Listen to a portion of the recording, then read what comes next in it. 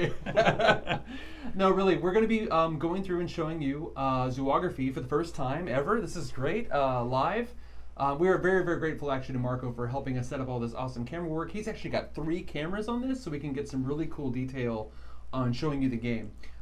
We are going to field your questions for sure. We want to talk about not only how to play now, but also we want to hear thoughts from you, not only about the playthrough, but about the campaign too. So we're here to field those questions after the playthrough. So we've only got 3 players today, but we definitely want to show you in future streams the solo game, the duo game. We're showing 3 today, and then showing 4 players when we get a 4th player in here in our tight little office. And by the way, you are at the Doomsday Robots office, which is very small.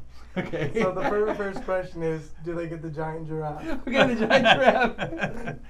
Yeah, all you have to do is go to the Dallas Zoo, and in the gift shop you can purchase that. This giant is true. giraffe. So we're going to be using this as a first player marker, which can be helpful in the game. And someone on Kickstarter gave us the idea to do a wooden first player marker. We thought that was pretty cool. So so look for that maybe in the future. Okay. So but yeah, so that's cool. So we're going to be using this. Yeah. So cool giraffe. All right, great. So let's start with setup of the game, okay? So we're going to come down. We're going to show this big camera, and I'm going to show you the setup. So as you can see, we've got all our animals already pre-set out. Now, there's more animals in the game, and we're using the tokens, okay, by the way. This is not, we're not using the meeples because, well, frankly, they have to be manufactured, right? But we're using the tokens that we pre-printed with our sample art that you can get in our prototype. That you can download now. So we've got this set up to look just like our habitat guide, and we've put in exactly the number of animals that are in the 3-player game into this pool, so you can see that as the animals run out, the cards will run out, the game will come to a natural conclusion. Great, so we've got the animals set up according to habitat guide, and we'll get to that more soon.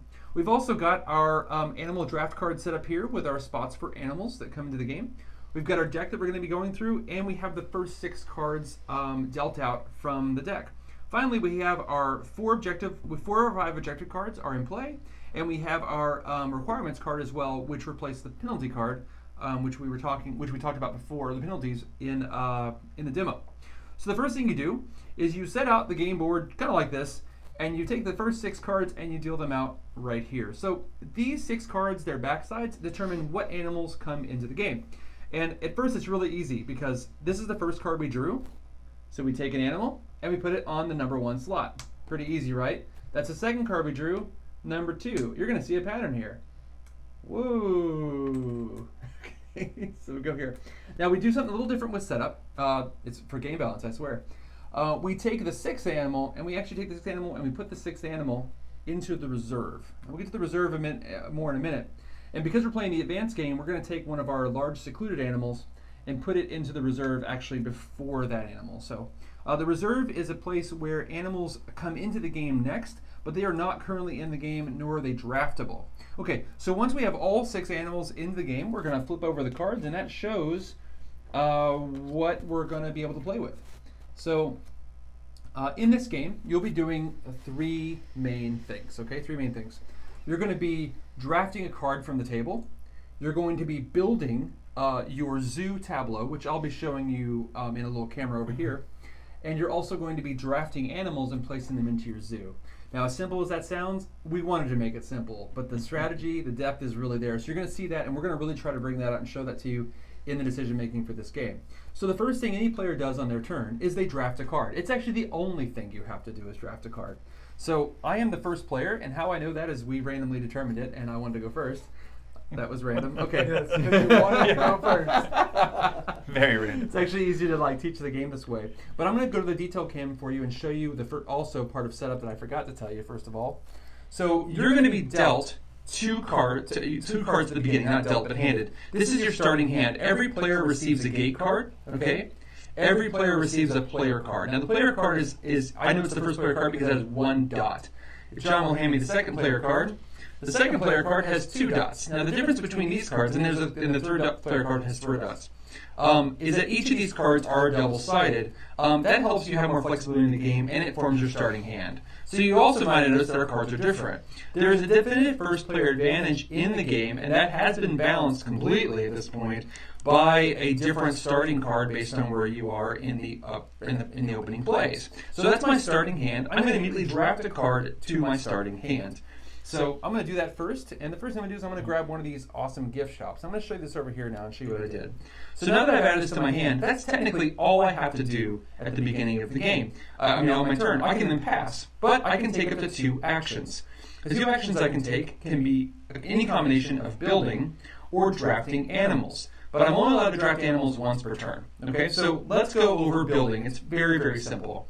Every card is made up of habitats, which are these green areas, and walkways, which are these gray areas. And if you've seen our artist's new artwork, you'll notice that it's, I keep looking here. You're actually there. Okay, if you've seen our artist's new artwork, obviously there's definitely some variance in how it looks, but essentially there are walkways and there are habitats. Great, so to build, you need to be able to place a card into your tableau. Say I'm building my zoo right here. To build this card onto it, I would match habitat to habitat, walkway to walkway. So that would be a legal build. Very simple, right? I could also do this. Walkway to walkway, right? If I wanted to come back later, I could add this there, for instance, to build that. There's another rule. You start out with a gate, that's your front gate. No card can ever be placed here. Okay, very simple. So again, 3 rules for building. Habitats touch habitats. They match habitats. Walkways touch walkways, and nothing goes adjacent to your gate. So let me show you some things that don't work. That doesn't work. It should look like it doesn't work. If it doesn't look like it doesn't work, we've done a bad job on our art, okay? All right, so. I did bad. That doesn't work, okay? So we're getting pretty, so you understand that basically everything should line up. If there's any differential in your prototype that you've been printing at home and playing, it just has to do with our offset printing. We're not great at it as far as doing it ourselves, but obviously our final product, which is being manufactured by Panda Game Manufacturing, is going to be gorgeous as far as how well it lines up, so. But basically, though, these are the different shapes you're going to be dealing with. There's another shape that you'll be seeing. Actually, there's several more shapes you'll be seeing throughout the game. But essentially, that's building for you. You put a card in your tableau, you make sure it matches, and that's literally everything that goes into building. Now let's talk about drafting animals. So let's assume that we've already done some building here. And I'm just going to put some cards together, okay, just like this. Okay, let's say we've got that, and hopefully you guys can see that. I'm going to straighten it up with the camera. Okay, so when you draft animals, the first thing you know is, I'm going to go back over here to this, is you have to take all of the animals from a card. So here, this is really easy at the beginning. There's only 1 animal on that card. There's only 2 here. And even though the reserve is still in this position, there's still only 2 animals here. So each animal, the first rule is each animal has to have a spot in your zoo. In other words, a animal spot within the habitat. So for instance, I'm going to take these 2. I would have to, whenever you draft animals, you have to take all the animals. It's very important to understand. And they have to have spots in your zoo. So the first rule is that every animal has to go on a spot. Pretty easy, right? Second rule, every large animal, which you'll notice are symbolized by the larger tokens, and we will have some differential artwork to show that they are large animals, they each require 2 watering holes to put in there. So every single large animal I put in here would require 2 watering holes each. The third rule is that they have to follow the habitat guide. And I'm going to bring this over here to show you that. So the habitat guide, hopefully you can see it pretty well. Let me back. Okay, great. The habitat guide actually shows you the various habitats that exist in the game. There's a rhino habitat, an elephant, a giraffe, and every secluded animal has its own habitat, okay? So now you'll notice that a rhino habitat can share a habitat with both purple and orange animals, which in this game, for the purpose of our demos, is a monkey and a giraffe. Not giraffe, excuse me, a zebra. The giraffe can share with the zebra or the ostrich. But you'll notice that when they're across from each other, like the rhino and the ostrich, they can't be in the same habitat. Or they can't occupy the same habitat space. But the other ones can. And of course, an animal can share a habitat with its own kind. Okay, that's something to understand as well. So if I have multiple giraffes, they can all go in the same habitat as long as I have enough watering holes. Great. So that is 3 rules for drafting animals. 1, I have to take all the animals from the card. 2, they all have to have a space. Actually, it's 4. 3, the large animals need at least 2 watering holes, and 4, always follow your habitat guide.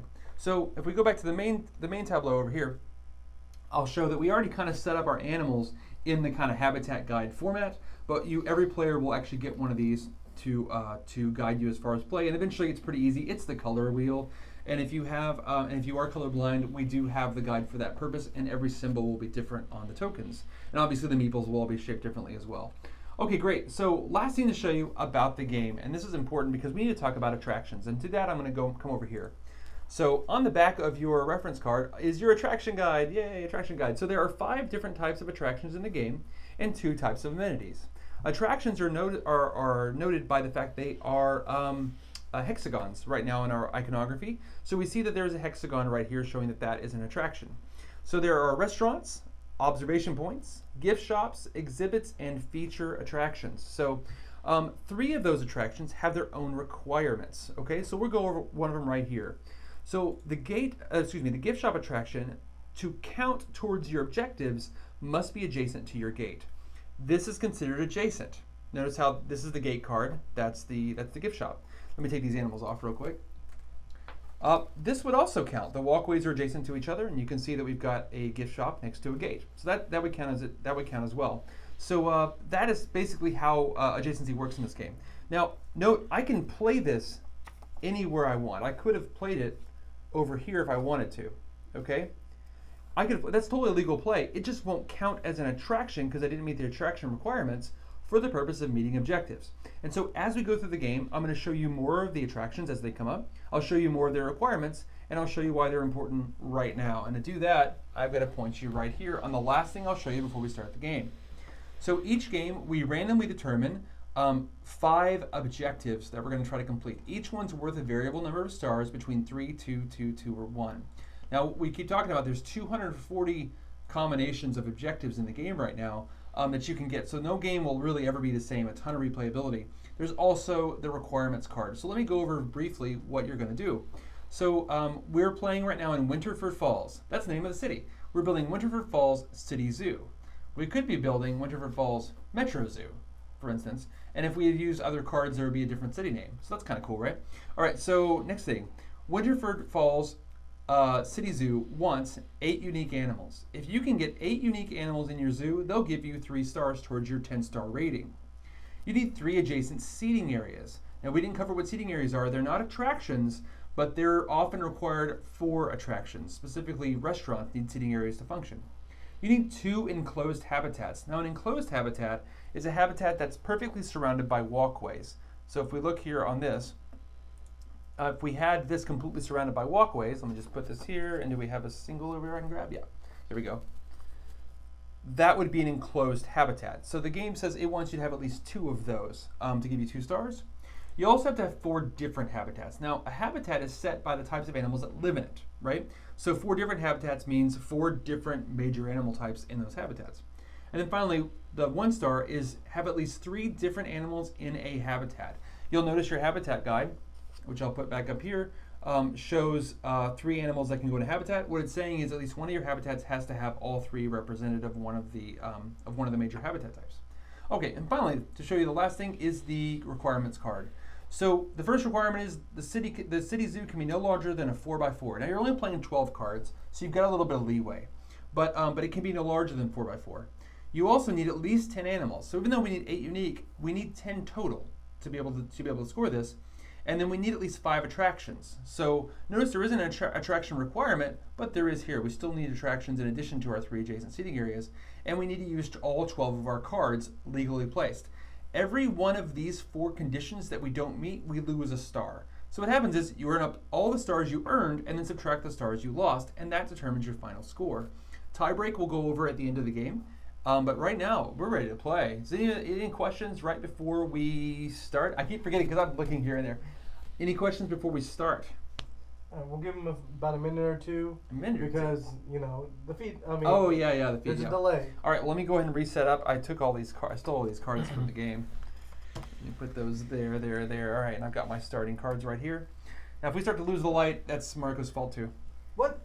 Yes, I control the sun. I'm like, Great. Sorry, sun and clouds. Oh, I want to mention, so guys, we're going to be playing with the advanced game, which means the gorilla, which will be a gorilla, because of your votes, by the way, y'all are awesome, is going to be a large secluded animal that starts the game in the reserve. What that does is it really gums up the works during the game when getting animals, because you got to find some place for that secluded animal to live. Remember, they have to be by themselves, and since it's large, it has to have 2 watering holes. So you're dedicating at least 2 cards usually to just housing that one animal. So it's very, very interesting the way it plays out. But it does count towards your 8 unique animal counts. And also, it works towards tiebreak. So, All right. So you ready? Oh, we are ready. No questions. So All Bryn, right, here we go. You want to start off? I will start off. So, okay, so we've got two. I like the gift shops. One, because you need 5 attractions, and they're both out there. There's only 3 in a 3-player game. This is a little meta knowledge here. So I'm going to go ahead and grab one of these awesome gift shops, and I'm going to go ahead and take it into my hand. It's in my hand now. These aren't actually in play. So now I get 2 actions. My first action is going to be to build. So I see there's a green animal out there. I'm going to go ahead and place this here as my starting card. I can move these around as the game goes along to help it stay in your frame. But I'm going to place that as my first action, as my first build. My second action is I'm going to take an animal from an animal card. This is the entirety of the card, one animal, so I can take it and place it into my zoo. I've now taken 2 actions, and I take my little first player token and I pass it, and my turn is over. Before John goes, Sure. there is a question from Chris Pond. Great. Do two We love that large guy. animals in the same habitat each need 2 watering holes? They do, and they have to be the same animal too. Yes. All right. Yes. All right. All right, so now I have the giraffe, You have and the I have the power. All right. So, Okay, He-Man. all right, so that was a really good play, and course it was a good I'm play. going to copy it. John always beats me. So Like always. I'm going to take this, leaving Marco with none. Of course. And I'm actually, for my second action, I'm going to double play. So he's double building because he wants probably to get this nice elephant ostrich combo right at the beginning of the game. So Yeah, I'm gonna double play that right so he there. played his gate with his gift shop. So he's already got a legal attraction down towards his 5 that he needs. Yeah, and that was my 2, and I reluctantly pass the draft. So while Marco takes his turn, I'm going to talk a little about what's happening. So you were noticing that we're taking cards out of the draft pile, and we're slowly taking the animals out of there as well. When we get down to 1 card, we reset the draft. We put out 5 new cards and 5 new animals, and then we keep going. The game will end, and this works for all player counts. The game will end exactly when the cards run out, which will be exactly when the animals run out. So it's pretty cool. I went and I double build. Okay, double build, great. So it's back to me. So there is a cool card I want to show you. I'm going to bring it over to the detail cam here. This is an observation point. Now, it's kind of hard to see because of our poor quality printer, to be honest. This is an observation point. Every observation point needs an animal inside the adjacent habitat. So if this were here, I would need this animal somewhere in this habitat for this to count, okay? Now this specifically says it wants a secluded animal in this habitat, right? So I wouldn't want to put it here because I can't keep a secluded animal with one of my habitat animals. But just to show you, this is one of the 4 observation points that's available in the 3-player game. But I'm going to go ahead and take a seating area. Seating areas are going to be very important in the game because I need 3 of them adjacent to each other. So I'm going to go ahead and take this one and start off. Now the problem is, notice it's the same orientation as that card, so I'm not that excited about it. I am going to go ahead and play my gate though. Go ahead and get that down because I know that can be played. And I think I'll go ahead and start a seating area over here. So that was my double build, and that leaves me 1 card in hand. Okay, that's it for me. I'm passing this to you. All right, so let's see. I'm going to go ahead and take that observation point. Okay, take the observation point. I mean, we do have a secluded animal coming up, so Yeah, that and- will probably count soon. And I'm going to put it right here Yeah, you put it next to that one. right over by his gift shop, but not attached to his gift shop habitat. So he's got 2 habitats going now. Yep. And as my second action, I am going to go ahead and take All right, he is taking the elephant, the and elephant the and the ostrich and placing them in my gate habitat. Yep. So he's set, and that's 2 of your 3 different animals needed. So he's going to be looking for. If we look, he's already got these 2 in the wheel. He needs a purple to get the full 3 right. in habitat. So okay, you'll notice here we are. We ran out of cards. We have 1 card left. So the first thing Mark was doing is he's actually dealing out all the cards. Now, before we turn over, I want to show you some things. This is the first card he took. Before we do that, actually, before we take out cards, we always take from the reserve in the order the reserve occurred and put them on the numbers in the order that they're available. So the first animal in the reserve was our large secluded, so it goes on the 1. The next animal in reserve would go on the next spot, which is technically the 3 because the 2's been covered. There's the 3. Now we jump into this, which is now the ostrich, then the zebra. And before we go to the next 2, I'm going to show you something. So these both have lions on them, okay? Now, these are just placeholder, right? In fact, actually in the game, it's just going to show you the star or the fact that it is a secluded animal, okay? You can pick whichever secluded animal you want in the game. They're we've got a lot of meeples. Like we've got okapi, we've got sloths, we've got pandas. I mean, so you could say, oh, you know what? I really want to play with the panda. So the panda can represent this one and can go on the 7th slot. But because we don't have those right now, we're just going to use our generic ones here. And then of course we'll put one there on number 8. And then finally we'll put the last one on number 9. So you see we've got a completely full set. If we had drawn extra animals, they would begin to go into the reserve. Future rounds. Okay, great. So we're going to go ahead and turn these over. And since that is with you, Marco, first player, it is Marco's turn. And that's actually the real reason the first player marker is so great, is because when you're in the reset phase, it can sometimes be like, well, wait, whose turn is it again? And there's another easy way to do it. You can just count the total number of cards you have. Whoever has the fewest number of cards next in turn order, that's their turn, because they haven't drafted a card yet. So Marco is currently looking at the stuff. Ooh, there is a restaurant with a seating area. If you'll hand it to me, I'm going to show it to him. Great. So, according to your attraction guide, restaurants must be adjacent to 2 seating areas. Now, we already talked about how this is a seating area, right? And this is a restaurant, okay? So if this were here, that restaurant would be adjacent to that seating area. However, this restaurant comes with its own seating area. So that's a really great play, and I mean, really great card. And it doesn't have a lot of animal spaces. In fact, it's only got a water on it. But it's a great card for that purpose. So Marco picked that up. Very high priority card. Up, and one of the strategies in the game is you almost always want to take like the best available card, because a lot of times, especially in the 4-player game, you're only going to get usually 1 draft per look in the 4-player game.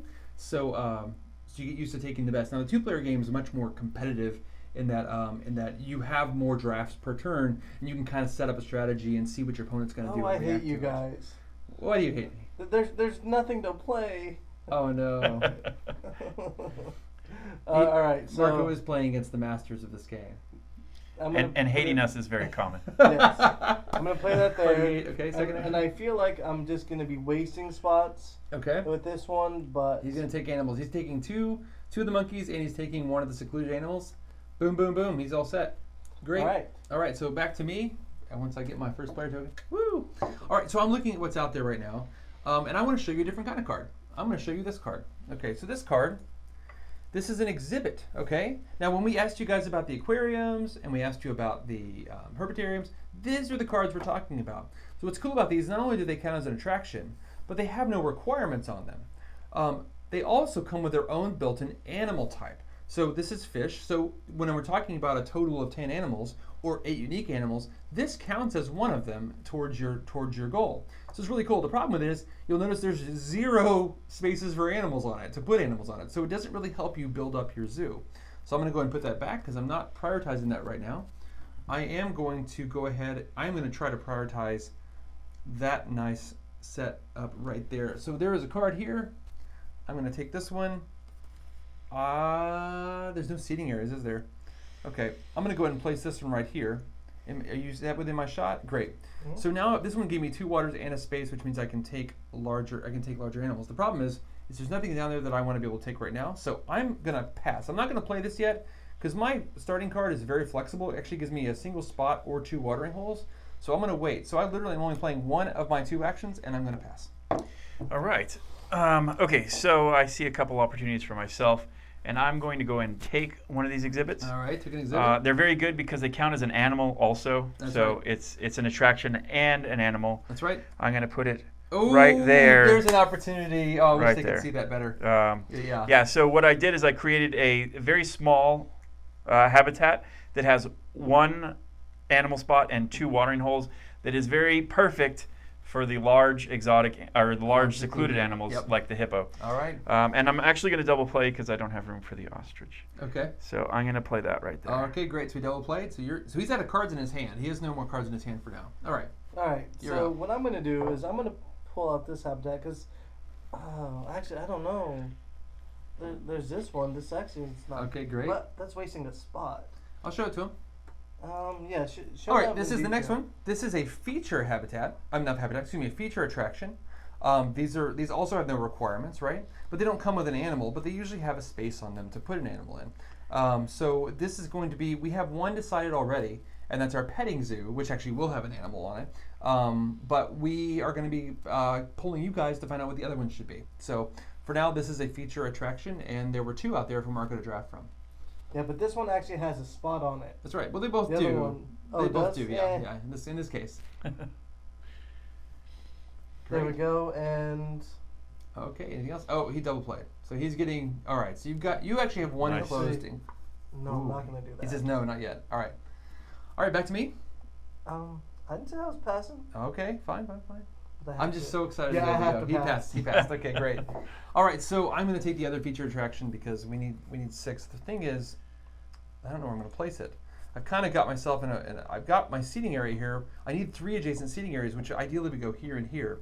So what I'm going to do is instead I'm going to take it, I'm going to put it in my hand, and I am not going to play anything. I'm going to see what kind of comes out next turn. So I'm going to pass. All right. So I literally drafted the card and did not play anything. I get the giraffe. All right. All right, so now that I have the giraffe, I get to Reset put there. out some more giraffe cards here. You set the animal cards. So So, he's putting out 5 now. He's putting out 5 animal cards, but there's only 3 slots. So we'll get to see how the reserve works. oh. And this is exactly why the advanced game is the advanced game, because that hippo, which will eventually be the gorilla, there, really hosed up our taking of animals this time. 2, elephant in 5, and elephant in 7. Uh-huh. Then we have a rhino that goes into reserve number 1, and a hippo in reserve number 2. All right, great. So These are off the cards. The rhino hippo are off the card. They're not available to be drafted this time, but we know they're coming. I want to tell you something about the rule of 3. Okay, the rule of 3 said if at any time we would draft a large animal, a third large animal into a card, we instead take that large animal that would be drafted, move it straight to the reserve, and skip that space. We found in our testing, and this is one of the only exceptions in the whole game, otherwise very elegantly done by John, thank you. It's one of the only exceptions because we found out if you ever get 3 animals on 3 large animals on a card, it's almost impossible to play them all. So because of how tight the rest of the game is. So, all right. So John is drafting. He gets first look at the cards. So something else, we'll each get, and this goes for 2-player, 3-player, 4-player. We'll each get an even number of times to see the cards first. So I've had my one opportunity already. Marco had his, and now John's getting his first. Yes, I so believe. I'm going to go ahead and take 3. Yeah. a seating area. Okay. I need them, so I'm going to take it. Yep. I'm going to put it right here. Yep. Seems like a good spot for it. And I am going to take the hippo and ostrich off of this Okay. card. I have a perfect spot for it, He sure does. and He's now met the requirement for his the ostrich observation right point. Yeah. All right, Great. so that is my 2. Okay, great. So it is Marco's turn. Yep. There's no new or different attractions that have come out. Actually, I think I've covered them all at this point, at least once. So, but yeah, we'll be seeing more as they come out. So I'm gonna take. there's 2 seating areas out there right now. I really want one of them. There's one in particular I really want, and Marco's touching it. Okay. Now I just have to take it because I don't like you. Or maybe I just told him that, so he'd take that one, leave the other one. The mind games. I need this one. You need that one, okay. Yeah, that one fits really well there. Great. So, and the reason I need a seating area is I need 3 to be able to meet my second objective here. And plus, I need some more room for animals. I really want to get that big card with 4 animals on it, because that'd be 3 unique animals towards my goal. But yeah, it's not I'm available double to me. playing. You're double playing? Okay, so back to me. Okay, I'm going to take this big seating area here. I really need it. I was going to put it over here, but I'm really thinking now I'm going to put it here. Now that created 2 watering holes in this space. Well, there already were 2. The problem is there's 2 elephants sitting there. I can't take both elephants in this space because I've only got 3 watering holes. So one of the elephants would take 2 of them, the other elephant would take none. So here are some options I have available to me if I were to take all the animals from this card. I could put one of the elephants here for 2. I could put the other elephant over here, which has 2. And then, of course, I have this ostrich that can go in any of these places here. Cool. Okay, great. So, Say hi. oh, hi. Hey, Derek. I just saw that you're watching. Sorry. Great. So the point is that just because you take the whole card, they don't all have to go in the same habitat. They can be divided up among your habitats. The thing is, I really don't want to do that yet, so I'm going to go ahead and leave them on the card. It doesn't really matter what order they're on there once they've been taken once. So I took this card, I played it. The problem is I really want a seating area right there, so I don't want to commit myself to doing anything, but I will go ahead and throw this one up here so I can possibly put a secluded animal in that spot. And that's it for me. So, John, All right. the draft is yours. Okay. The giraffe is mine. Yep. Okay. I have. Can they see the big table? Mm-hmm. All right, great. Cool. So you can see what I have to draft. Yeah. We've got to get some animals out. Yeah, I wanted a card that goes there, and it's not in the draft. So I'm gonna improvise. All right. So I'm gonna go ahead and take this one. Okay. And now it's another It's another gift shop. It's another gift shop, Yep. and I'm not going to put it next to my gate, so it won't count as a gift shop Yep. for me. It's too good of a card though. But it goes right here next to this. That's right. And it makes a lot of spaces for animals. It sure does. But nothing you can take right now. I can't take anything. Yeah, this is, and we played the advanced game just to show you how puzzly it can be to get your animals into based on what's on the card, get them into your zoo. But we're having to track more than just animal placement. And it's your turn, Mark.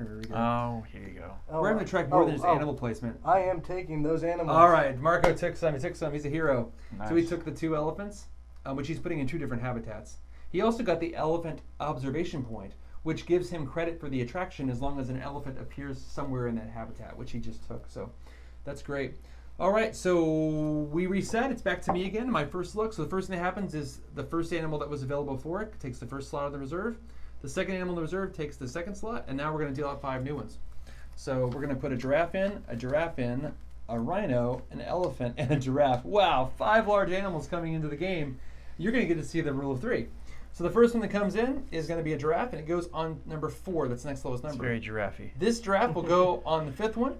This rhino will go on the remember the rule of 3 can't have 3 large animals? It goes into the reserve immediately, and we skip that slot. Because there's no other slots, the rest of the animals will go into the reserve. So we have 3 large animals coming out next time. These get turned over, and I'm really hoping for something that I can work with. This might be exactly what I need. So if we go to my table here, I have already prevented myself from playing this card. As cool as this would be right here, I can't play it there because it would hit a walkway. And I really want 3 seating areas adjacent. You see there's not really another position it can go in. So this card can't, well, I mean I could take it, but I couldn't play it.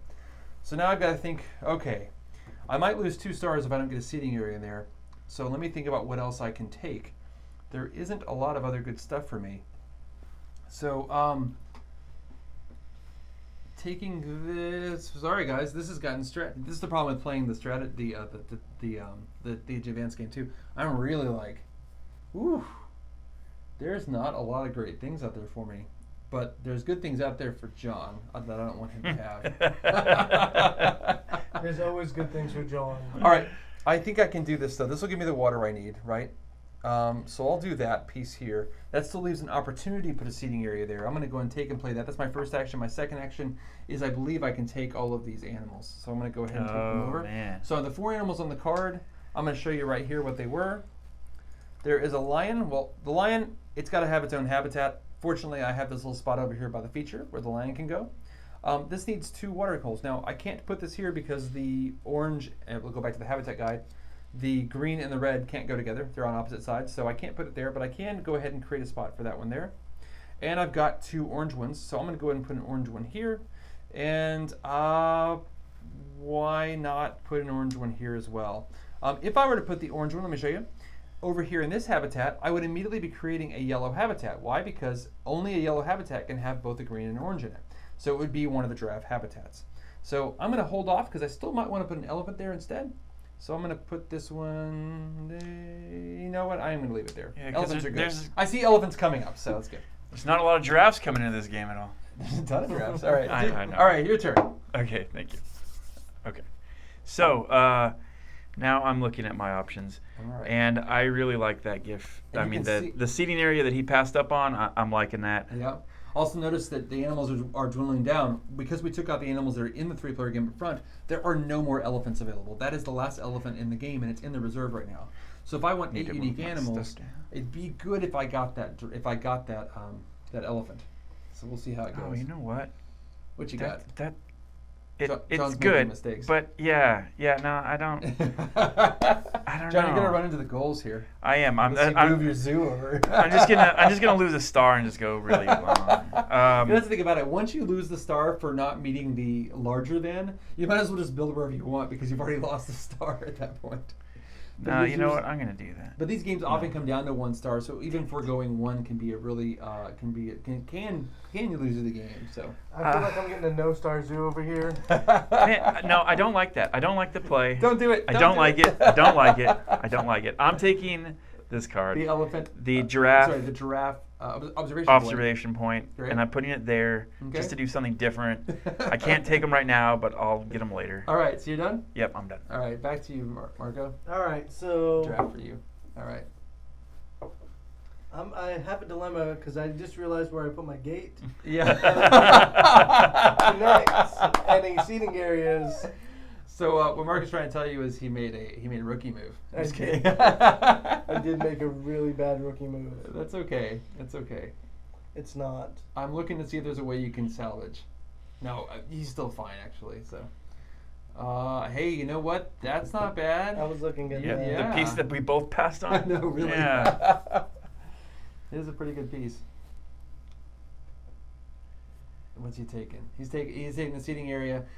That is not where I expected it to go, but hey, that's great. I love it. That gives you. That's where I would have gives you a put it. restaurant. I would Yeah, have I put mean, it there. That's great. That's a wasted space with that. That's true. It is. Yeah, you activate the restaurant. All right. Now he's got 2 restaurants in play. All right. So back to me. I think that's solid. This He is just assumed I just passed. I'm kidding. okay. No, I saw you play there. I don't think you were going to take any animals that were down there. If I put this one here, I can get a yellow in there. I got to find a place for that hippo. Oh wait, look at this. Okay, so I've got a spot for a red animal. Why? Because I've got 4 watering holes, so a red animal can go here. We already know that I can put a yellow here. That's exactly what's waiting for me. That's really cool. That's definitely what I want to play. I just got to decide what card I'm going to take. This card is phenomenal here because of its potential for getting me out of a jam later on. So if I put this one here, which is great. Bring everything down. Okay, I'm gonna bring it. Marco says to bring everything down because I'm out of the shot at this point. So now it's a 4x4 zoo, right? So I am already at the limits of my 4x4 by doing this. But there's a reason I did it. I'm gonna go ahead and take these 2 animals first. So we'll go ahead and put a red here and a yellow here. As you see, I've got the 2 watering holes, got the 4 watering holes here. So that's done. So I didn't really have to build that one, but I did. So that's what I did. So I'm done with my building. So back to you. I built in token animal. Okay, so Getting close to the end. Oh, let me go ahead and move these down again. I'll take some more. that. While they're definitely- distracted, I'm going to cheat. I definitely want you to have a good shot of my award-winning zoo. Oh here, man. which is Okay. coming together very slowly. So Yes, Bree says I gotta find a place for that hippo. yes, that's right. We have a nickname for the hippo. We're not going to say it on the air, but it usually involves an expletive. Because a hippo is very hard to play. But yes, I definitely have one getting ready. I almost said it.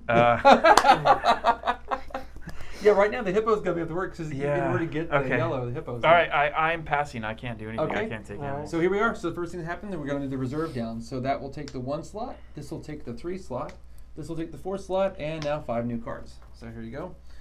Thank you. 1, 2, 3, 4, and 5. We're getting close to the end here. So the yellow will go on the next available slot, which is the 6. The orange will go on the 7. The monkey will go on the 8. And ostrich will go on the 9. And this rhino doesn't have a spot, so it goes in the reserve. Flip them all over, and you can actually see the last of the 5 animals. Like those are exactly what are in the deck right there, and that's how the game is built. And that works that way for all player counts because the developer of this game, I hear, is a genius. Oh, me? Oh. I was talking about me. No, it's cool. No, 3 adjacent seating we definitely areas? wanted to make sure that all the player counts felt and worked the same way, so that your 2-player, 3-player, 4-player experience was very similar to each other. So the rules would be easy to understand without a lot of exceptions. The solo game works a little different, but man, you still get the same great feeling and intensity that you do from building your zoo here. So, and I can't wait to show you that eventually. So let's see here. Marco's got No, I don't. plans. Nope. No, because I can't take the hippo. Okay, so while Marco's deciding, I'm going to focus you in on my zoo real quick if they can see this, and show you where I'm at right now. So right now, I still need 8 unique animals. So let's count what I've got. I've got 1, 2, 3, 4, 5 unique animals. I've only got a couple more cards I'm going to be able to draft throughout the game. So I need to capture at least 3 unique animals. Now, you know I've been setting up, someone called me on it. I'm setting up for the hippo, right? So I'm going to be getting that one, hopefully. I also need, that's that, 3 adjacent seating. So I'm still looking for that magical seating area that will fit right there, which might not exist, actually, because I think Marco took the only one that does. So I'll have to look for another way to get 3 seating areas, possibly going here and here to get them adjacent to this guy. Next is 2 enclosed habitats. Well, I just need 1 piece here and 1 piece here, and I'll have 2 enclosed habitats to finish that. But I could also go here and here, possibly to enclose this one. 4 different habitats. Now that I'm already well on my way there, because I've got one, that's a rhino habitat. I've got a giraffe habitat. I've got a lion habitat, and this one is going to be its own habitat, which will meet those demands. Finally, I need 3 animals, different animals in a habitat. I have met that. I have a single star at this point on my zoo. So you really need to, you don't really start getting all your stars to the end. So. All right. Okay, you're all done? Okay, great. Mine, it was this double card right here.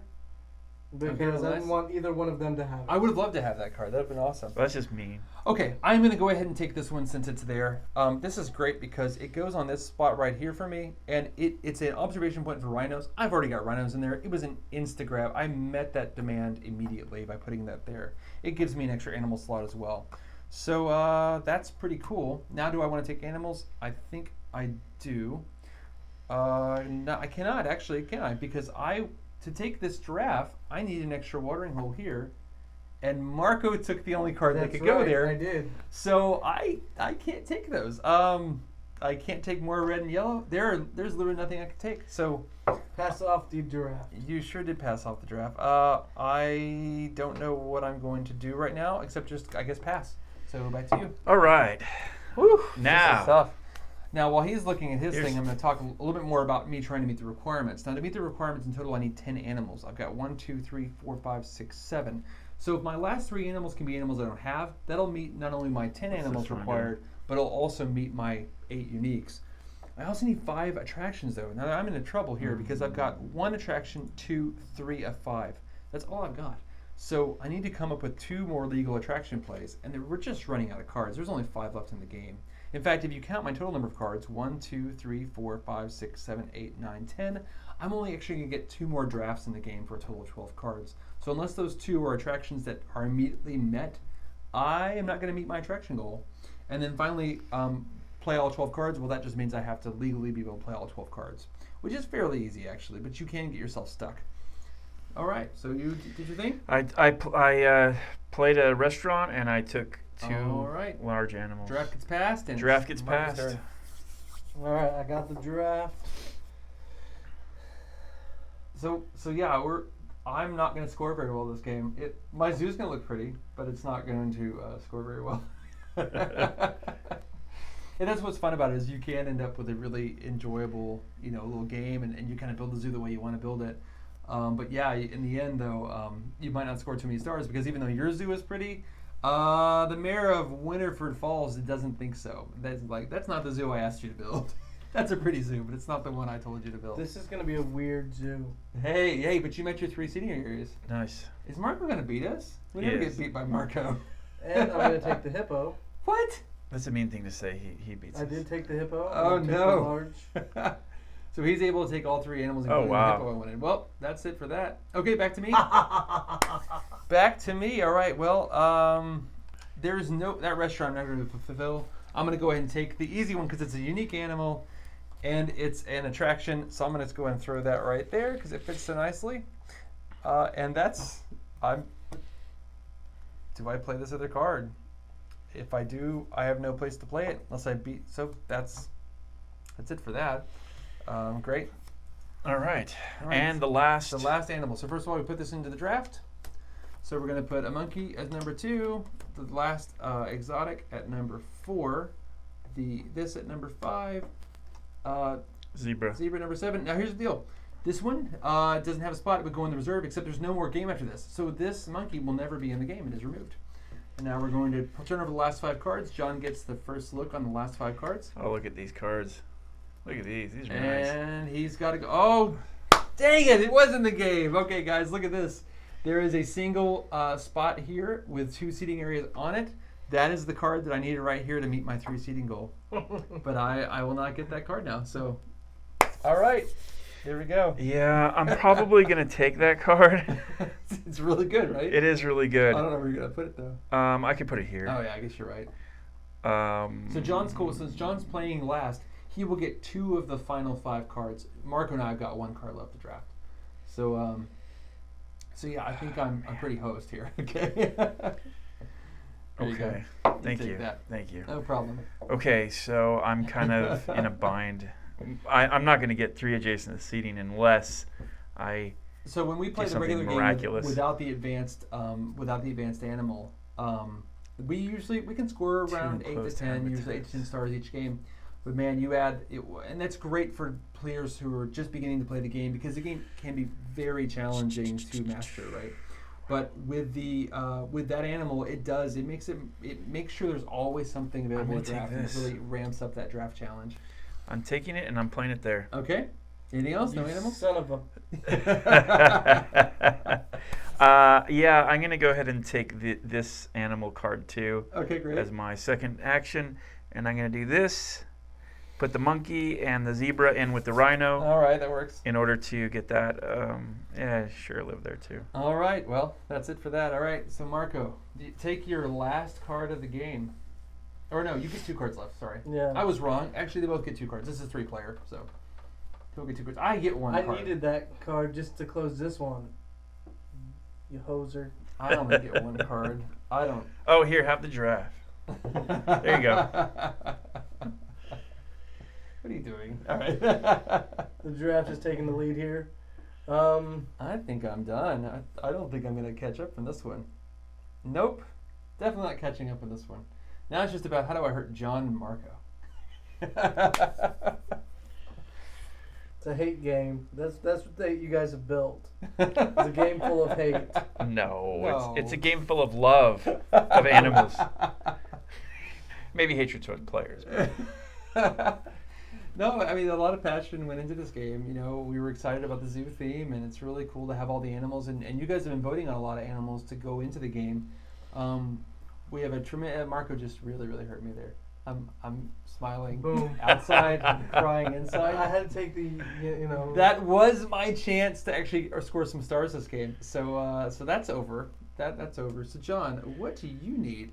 You can't hurt me. John, you need this one. All right, there's a I'm question gonna from take this Mary. one. Okay. Will there be more tile cards added or / cards added to the game, or is there a set number of cards? Okay, so in the I'll put this card back so I don't forget what I'm doing for my turn. So in the game there are 41 zoo cards as you're seeing down here in the 4-player game. You reduce the number of cards by 10 for each player count down. Now because the game is so very tight as far as its balance goes, the cards you need to remove are specifically marked on the backs to remove. So so as far as like additional cards to be added to the game, potentially from an expansion we could do that.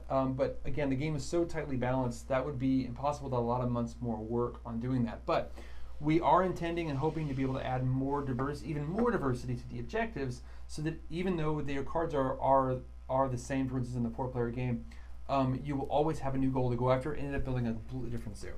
Hope that answers your question. And now I'm going to get back to losing. So okay, let's see. I'm going to take this because I can. I'll put it there. Now, is there any way I can possibly pick that up? That's what I really want. I've got a spot for a blue. I've got a spot for a yellow. I've got a spot for a purple and a green. Yep, I'm going to do it. So this will let me take these 4 animals here. Dang. All right, so let's put the blue here. Let's put the yellow there. Let's put there. We'll put that there. That looks really good. Those all go together. And I've got a green so that I got an ostrich so my elephant is not unhappy. And that actually gave me several stars by doing that play. Now I have to be able to play. Oh, remember I said it was easy to play 12 cards? Well, because I built and then took this, that won't happen this game. So I will lose a star for not playing all my cards. All right, great. All right, back to you. All right, I'm going to do this and put I it told there. you the first player card was balanced, so that I don't have that advantage. So there, now I've got my 2 completed. I got my 3 adjacent. Oh, she seating completed. area. What's that like? Yeah, what is like that, like John? Did you guys even try? Of course we did. Did you take any animals? I can't take any animals Okay, because so you're done. you So took the animals Mark I gets the wanted. last play, and on the last play, there's always 2 cards left. He'll take one of them, and the other card will not be played. Play that there, great. And you got, I got nothing. all right, so that's the end. So we've all played all of our cards. Now we're going to score. Now we're going to do the scoring over on mine because it's really close to where you guys, and you guys can score on your own. Okay, so the most stars you can score in a game are 10, and we all have our own built-in score pad. So we're going to use our fingers to count, right? So let's start first. Do I have 8 unique animals? Well, I've got 1, 2, 3, 4, 5, 6, 7. I don't have 8. I would have needed to get, let me make sure, 2, 3, 4, 5, 6, 7. No, wait, I do have 8. Sorry. I've got the reds, the yellows, and the blues. That's 3. I've got the oranges, the purples, and the greens. That's 6. I've got at least one secluded animal. That's 7. And all secluded animals count as unique animals for the sake. I know they all have like lines on them, but they're all unique, as you've seen in the voting. And then finally, I have this nice aquarium, which counts as my 8. So I actually do score 3 stars from that. That's 3. 3 Jason seating. Yeah, not so much. So no stars for that. 2 enclosed habitats. Well, I have 1, but that's not 2, so I don't get stars for that. 4 different habitats. Now I get to win in this one because I've got a blue, a red, a yellow, and a secluded habitat. So that means I'll get 2 stars for that. Does if you have 2 secluded habitats, does that count? Yes, separately? they're two different because there'll be different animals in there. So All there's right. 2 different habitats. And then now for the last star, do I have 3 different animals in a habitat? I do actually have that twice, but you only ever score it once for 6 stars. Now I've scored 6. Now I go backwards. Do I have a larger? Is my zoo larger than 4x4? Nope, I'm good on that one. Do I have at least 10? 1, 2, 3, 4, 5, 6, 7, 8, 9, 10, 11, 12. Woo, I got that. That came close. And then do I have 5 attractions? Well, I've got a gift shop that's legal. That's 1, 2, 3, 4. I did not get 5, so I will take my 6 stars. I will go down to 5. And then finally, did I play all 12 cards? Nope, so I lose another star. So I scored 4 stars. That's all I scored. How'd you guys do? I got 10 stars. Oh! Are you kidding me? How did you do? Let's see. I got -1 for 10 animals. Do I have 5 attractions? Got 1. Oh, John. 2, 3, Told you John always beats me. 4. I got 4. I mean, 4. I did design the Yeah, game. so- So Okay, so I should be we both decently ended up good with at 4. it. So now we can No, show you no, how. no. 5 points. You I was guys- counting attractions. Oh, okay. 5 stars. So I got last place with my 4-star zoo. 5-star zoo, 10-star zoo. Now let me show you how, really quickly, how tiebreak works. Okay. So every animal has what we're calling animal value until we can find a better word for it, basically. But animal value, and so each animal has an animal value. Every secluded animal you have, and every large animal you have, has an animal value of 3. Every other animal you have, including the ones that are on the exhibits, have an animal value of 1. So if I were to count mine, I would count 1, 2, 3, 4, 5, 6. 6 animals were 3, so 18, 19, 20, 21, 22, 23. And I have an animal value of 23 for the purpose of breaking ties. If we want to count Marco's, no, let's count John's. John's yours. You beat me on So you've got tiebreaks. 1, 2, 3, 4. He's got 4 large animals and exotics, so it's 4 times 3 is 12. 13, 14, 15, 16, 17, 18. So he had 18 versus my 23. So I had more animal value, but I didn't build the zoo. The city won it. And that's why I lost. Right. So that's our playthrough of 3-player Zoo-ography. We'd love to field your questions now. And about the campaign, about the game, whatever. It'd be great. All right. So we'll give them a minute to Sure. catch up. That sounds good. Uh, So we hope to do this again some more. Not just playtesting here, but now that I realize how Kickstarter Live works, you might be seeing a lot more of me. oh God. You guys are gonna field his ego here. Oh, no. By watching him. Oh, watching me? Yeah. Oh, no, I don't have an ego at all. His head's. I mean, if you compare it to John's, it's already bigger. You know, my wife actually told me that I have an abnormally large head for my height. I don't think she's right. Okay. So you're calling your wife a liar? Oh, that's interesting. Not on camera. Alright, Okay. Is there gonna be? I'm gonna ask a question Sure. since we're waiting. Okay. What's the difference between deluxe and the card game when it comes to gameplay? Is there any difference? Great question. So when we designed Zoo-ography, the first goal, was to make a game that we can make for $10 that would play with the kind of depth that you've seen here today, if not more, right? And especially in the 4-player game and 2-player game, it feels different, but the depth is there on each player count. But I think 2 is the most competitive, right? 2-player. We want to take that experience and boil it down to a 10-card game. Now, in our playtesting with people, man, everyone and their dog was telling us, wow, this game would be great with animal meeples and tiles. And we were just like, Okay, sure. So when we came up with the deluxe, we took the game that we had originally built as this really deep experience, and we said, okay, let's just give it a component upgrade. So no, there's not different content. You will not miss out anything as far as game content buying the $10 game as you would getting the $34 deluxe. It's just about do you want to have something that basically has all the nice upgraded components, or do you want a nice travel game to take with you somewhere? So those are the differences between the games. There's no difference in play. So Ryan Nichols actually has a great follow-up to great. what you were just talking about. Can you discuss what exact components are being upgraded? Oh yeah, absolutely. Here we go. We're going to go through each one of them, okay? First of all, these cards are becoming thick tiles. So everyone will be taking thick tiles. They will be, at this point, 70 millimeters by 70 millimeters, just like these cards are, for a nice big open zoo form, right? So that's that. The next thing that's happening is these tokens. All of these tokens are animal meeples. And we're not talking about small animal meeples. If you've seen our bridges, which I can't grab for you, we don't believe in small meeples, right? Okay. I really want something that looks really good on the tiles. Here's an example. So for Bridges to Nowhere, this was our first player token. It's fairly big. Okay. Now our animal meeples are not this big. However, our large animal meeples are 38 millimeters by 25 millimeters by 10 in thickness. So they'll be able to stand up really nicely on your zoo, and they're pretty big. So every animal gets an equivalent meeple associated with it. And the deluxe game actually has a few Kickstarter exclusive meeples that don't have representative tokens in the game. Now that's not a difference in gameplay, it's just a difference in variety. The game still plays the same way. Next thing to upgrade is we're going to be getting a plastic insert in the deluxe box. Now we're working currently with a local artist to be able to design a really cool insert that not only holds everything in it, but actually creates this habitat wheel as part of the insert. So it's a really convenient way to store your animals. Finally, we're getting a very large deluxe box that would look good next to any of your other large game boxes that you have. I say very large, it's not like huge, but we're thinking like Cytosis size, about that size or so. About the same height as what most of the games that you would normally store on a shelf are. And we're looking at box upgrades for that right now. But let's see here. Oh, these cards here, which are the objective cards, are actually going to be a thicker card stock. That's the wrong word.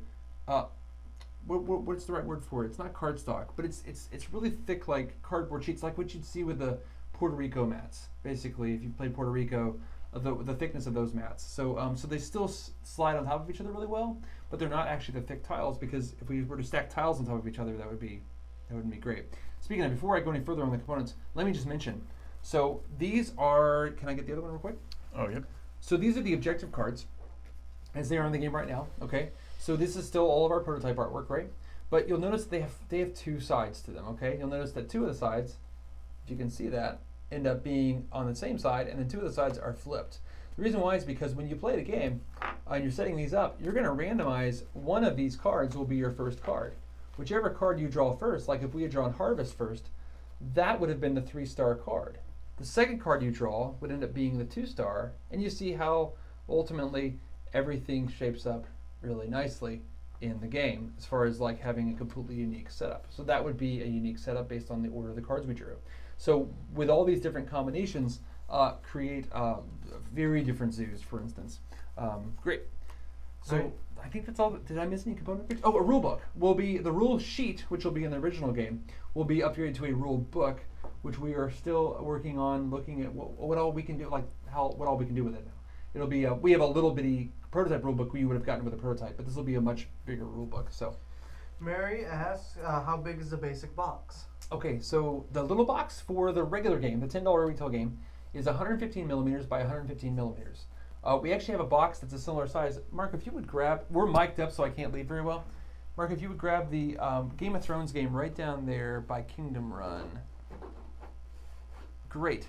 So this is almost identical to the size and thick. Our game's actually a little bit thicker. Yeah, it's slightly thicker, and that one's slightly bigger. Ours will be slightly smaller than this, but ours will be slightly thicker, our box. But this is about the same size as the box of Zoo-ography, the retail game. And actually, just for comparison purposes, Marco, will you grab Cytosis for us? Oh, we got someone helping us out here. This has been great. Okay, great. So to put them next to each other, so this is the size and about the thickness of the deluxe game. So as you can see, right next to each other. So neither is small for what you get, right? But ultimately these are about the sizes we're looking at for the games. And this is not an endorsement of either game, although this is really fun, right? I haven't played Game of Thrones. I haven't. I don't know. Okay. But these are about the sizes. What else you got? So far, that's it. All right, great question so far. It's good. Really good questions. When it comes to the wooden meeples, Yeah. how tall are they going to be? Okay, so this is kind of cool because we set parameters for the sizes of them to make sure that we kept the cost down for you guys, but still provided you a really nice looking meeple. The large meeples like these, which will be meeples, the large animals as meeples, as I mentioned, were 38 by 25. But here's the thing: the giraffe is 38 tall, 25 wide. For instance, the rhino is 38 wide, 25 tall, and we'll do similar things with the animals as well. So ultimately, when I gave you those guides, they're going to be a little bit different per animal, but there will be a definitive size difference for your visual cueing in of the game about what's a large and what's a small animal. Yeah, and for those who don't think in millimeters, that's roughly the size of 3 average meeples. Like if you pull off any game that has meeples in it, usually meeples are between 12 and 16 millimeters. I think 16 is the most common. That's right. So they're going to be 2 to 3 times the size of a normal meeple. That's right. 3 meeples wide, 2 meeples tall. So we have 2 questions. Great. First one from Chris. How many meeples will be screen printed? Great question. So right now, the only screen printed meeples in the game right now are the Kickstarter exclusive ones. The panda, the sloth, the kangaroo, and the koala will all be silk screened. So silk screening is something we wanted to do very badly. It's very important that we looked into this because it is very expensive to silk screen.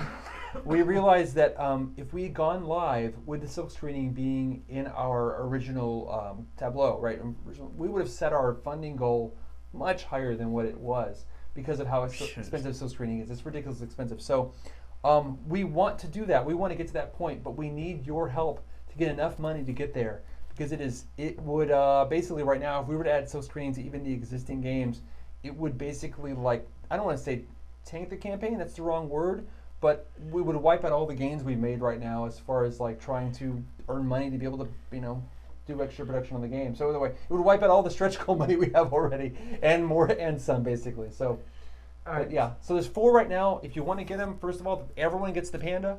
The other 3 are part of the Zoo-mongous 3 meeple set.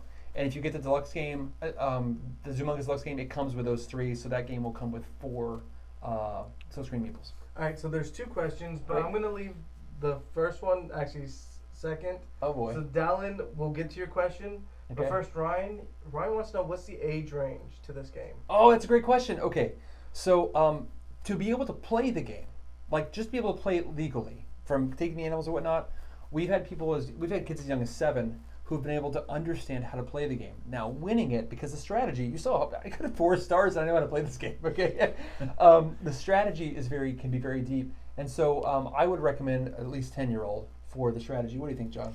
Yeah, I think 10-year-olds could pretty much grab the concept of the game. Although I think kids younger, it depends. If your kids understand gaming really well, I think they'll be able to pick up the game even as young as 7 years old. Yeah, my daughter's 5, right? And she really enjoyed doing the puzzly element of making the zoo pieces. But she didn't understand, all the animals have to come off the card and go on to the zoo, and they have to make sure they follow the habitat guide. That was a little beyond her at 5, but your son at 7, he was able to take that. He was able to understand that. But the nuance of how to win the game, that's beyond a 7-year-old. So, but we're thinking 10 years old. All right, so Dallin asks. Okay, great. He read your most recent post and asked, how are the monorails going to work and the co-op? Look, a monorail. Actually, this is we were using these because we have a lot of these extra from Bridges of Nowhere for replacement parts. So this was our first player token, but it looks like a bridge, right?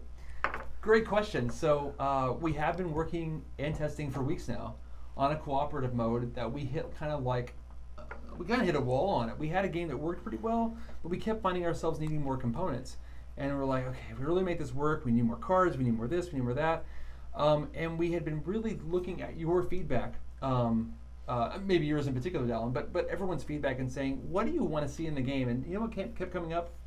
Monorail, monorail, monorail. And John, our designer, he actually had an idea for a monorail system before we ever went live, right? It was actually in the very first prototype of this game. It I was. wanted to have a monorail go around the zoo. That's right. And we originally it was on the card art itself, and we couldn't figure it out, so we kind of put it to the side and designed the game, and I think the game's better for it, It is. overall. But when we had the idea to actually put the monorails as something you would put on top of the cards, As a yeah. yeah, that's where the idea really came together. Monorail meeples. So how it would, in general, how it works is it would be an expansion onto the existing game.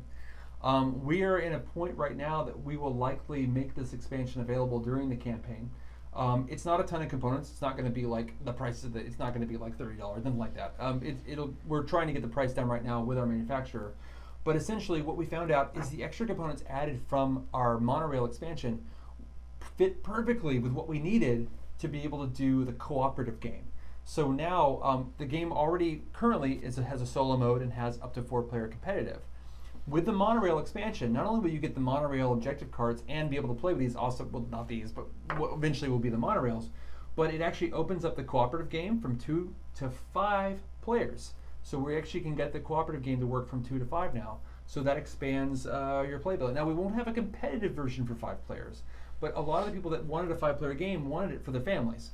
And so I think that it's really fun to build a really large zoo, and that's the cooperative game. You're really a really large zoo trying to meet very challenging objectives together with limited information as far as what's in everyone's hands, so you don't end up with that kind of alpha gamer thing that can really mess up a cooperative game. So hope that helps your question. So Ryan says, I want a retail and deluxe version.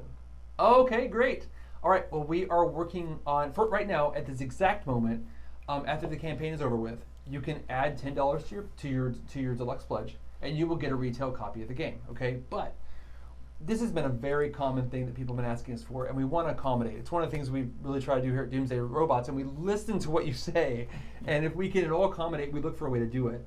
Look next week for a new pledge that will have both a deluxe and a retail game at a slight discount for both. We are debating right now how we will work that in with the proposed monorail expansion. So look for details for that soon. But yeah, we have been listening, and we definitely want to accommodate. So. Yeah, and if you guys have any further ideas, please let us know. Look what you've done. You added monorail meeples. We'll be monorail meeples. So, yeah. And I wanted monorails in the game, and you guys backed me up on that. You made Thank it you. happen. That's right. All right. Jonathan Tan asked, Okay. for the zoo cards / tiles, can they fit in any sized card protector? Oh, a good question. So they're 70 millimeters by 70 millimeters, which is, I think, 2 3/4 inches. I think 2.3. They're 2.75 inches each. There are standard card sleeves that fit 70 by 70 millimeter, but I don't know about boxes. What do you know about card protectors? Tiles? I don't know. Well, I mean Or the what do you cards. He's talking about fitting in a protector, right? In like a box protector, like would you put your magic cards in? I don't know one that does 70 millimeters. I really don't. The box it will come in will definitely be large enough to house them all. But I don't know about a separate box protector that would protect that. But there are sleeves for 70 millimeters, for 70 by 70 millimeters. All right. Jeff asked, he had trouble logging in, Okay. so he doesn't know if this was answered already. Sure, that's fine. Will the round tokens be in the Zoo-mongous edition in addition to the meeples? Good question. So at this point, no. At this point, so what we're going to be doing, and we just mentioned this a moment ago, is we'd like to offer a combo pledge to allow people who really want these tokens as well as the cards to be able to get them. And what it would be was it would be a pledge that would give you both the deluxe and a copy of the retail game for a discount, kind of a discount on both, right? So it's a combo pledge that will discount for you. We found out that just the cost to add these little guys here, and as well as the cards to the deluxe game, is basically almost the cost of retail game. So basically, there was no way we could really do it as a stretch goal. It would just be way. We would have to do a ton of sales of the deluxe game. We're talking 3,000 or more to be able to get anywhere near enough margin to be able to add these things to the deluxe. But we are more than happy to work with you and create a deluxe, to create a combo pledge that would allow you to get both at a discount. All right. One thing we did with this game, and that I love that we did this, was we priced both games as absolutely low as we could get them, so that we are not, our margins are a little low on the games, they are a bit but low. we did want to get good price points. So because we didn't want a game that was $60 or $50. That's the idea. The idea was to have a less expensive game that's affordable for everyone. That's right. A game like this with the cards and the tokens and whatnot would easily, typically, with most Kickstarter campaigns that we've experienced, would go for $20 or $25. Now, we price the retail game for retail specifically. We are hoping that our game will sell enough copies, not just here, but that we'll get distributor interest, which is hitting us, which is great. We're getting contacted by distributors already to carry this little game in their stores, which is great. And that was kind of the vision that we had, because $10 is a fair price when you're talking about going to retail for what the game is. But for most Kickstarter games, no. Normally you'd see this for $20 or $25. So we really did try to make sure that we were priced competitively with the game, so that everyone could join this game. Chris Pond says, "Great effort so far, and thanks for being so transparent and upfront about what you can do and what has been done and your margins and pricing." Chris, we love you. You're great. Thanks so much for all the things you've said. Chris has been one of our more active participants in the campaign and on our page, and you've given us some great ideas already, and I look forward to creating a game that you and your family will really, really, really enjoy. All right, so that's all the questions. Okay? You guys want to wrap it up? Yeah. Well, I had a blast. This is great. We should do Yep. this again.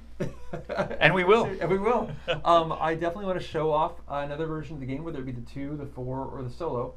So I'm going to ask you your opinion. You tell me which game you want to see next, and we will do our very best to get those people together. Now, the next place we're going to be at is going to be BGG-Con. So if you are at BGG-Con, I will have this game. I will likely have something resembling monorails. And we'll be showing off the game there and playtesting it. Not playtesting, but demoing it basically. I for all of won't. you guys. I won't. John will be there. I will be there though. Sad. So I'm the talkative one, right? No, I'll be there. Oh, there's one more question. All right, new questions. We like it. Will there be a solo video A solo video. What's that? on the solo video? Oh, yes. Okay, Yeah. absolutely. We're gonna do a solo video on how to play. Actually, in fact, Marco is actually going to be working with us to shoot a kind of like a really good production video of the complete how to play that will include the solo game as well. So really looking forward to showing you that. Right now, though, if you want, the solo rules are complete. They are downloadable on our print and play, and those are the complete solo rules for the game with the demo, for instance. So we give you a really good idea of how it's going to shape up. We are working on including the making sure that the monorail expansion does work very well with the solo game and ramps up the difficulty of that solo game even more. All right, another question just popped up. Will you be at PAX U?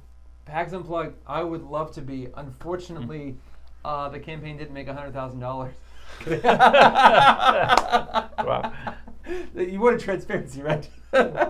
No, actually, it's a little bit out of our price range right now to travel. Just so you know a little bit about both of us. I work full time. I have a full time job, right? And I have a family now. We just had a new son. Family of now we have 4 people in our family. John though does this full time with his family of 4. So we have to be kind of tight with our budgets to make sure that we want to go to all the conventions. We definitely want to have more face time with you. But as it stands right now, we're a relatively small publishing company, and frankly don't have disposable income with our young families. So, but if there's any way we can get there, gosh, I would love to be there. So, and we'll keep you included. All right, Bree says she's going to fly to Dallas to see the monorails. All right. And Chris has one more question. Sure, Chris. Yeah. He wants to know, how do you see production timeline following the end of the campaign? Great question. So the biggest thing that we're doing with the game that you probably have already noticed is that while we have art for the game, for the base game, we've been adding art variants. And the reason why is because we knew what art we needed to be able to make the game playable. And this is all still prototype art, right? You've seen some of the samples from our artist, Mark Hampson. With the additional art we're adding to the game, it will take more time to produce the art, which means it takes more time to get to production. But what we're looking for is a December 31st turnaround for kind of complete all the art process. We'll then pay Panda, that's our manufacturer. They will then begin production of the game. Now, production. So I'm imagining production will probably start around January. Now it takes Panda between 4 and 6 months, basically. They said at least 20 weeks. 20 weeks, but that includes everything from production to freighting the product out. So so we are looking still on time. Well, obviously we're still in the middle of the campaign, but our timeline of August delivery still looks really good right now. Even with the added art time, which we knew we had to build in a buffer for the extra art that we would be adding in the game, based on how well it did. So